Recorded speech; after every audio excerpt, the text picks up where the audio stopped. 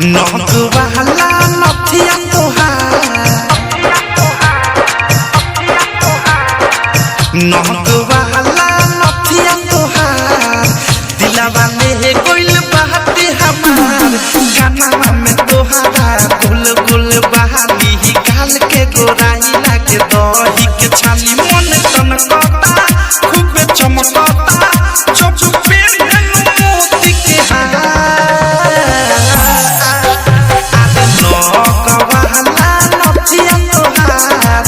दिलवा में कोइल बाते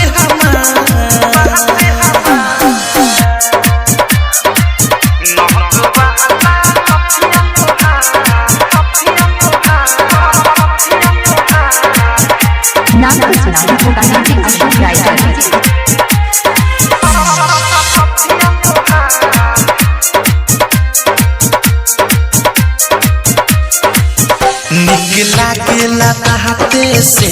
जब बुढ़नी चाबारेलू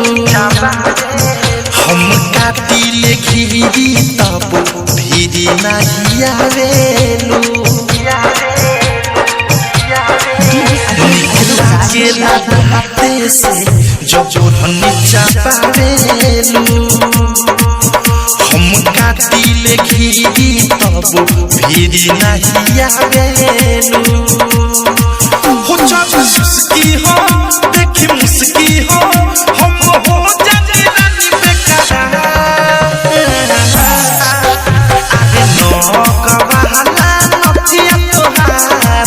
दिलवा में कोइल बाते हमार DJ Ashok writer Nirma Chowk DJ Vikas Riga Sitamarhi diamond recording studio छावना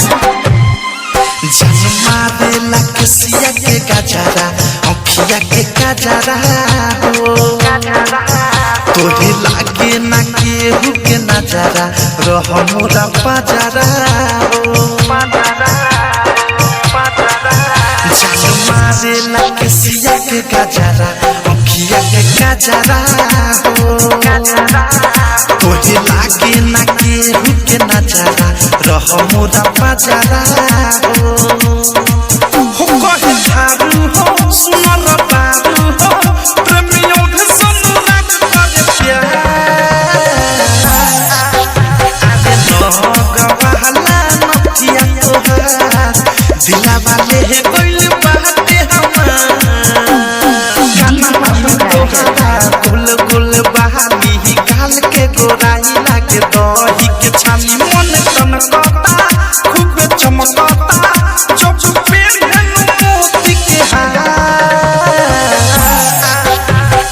नहक वाला नथिया तोहार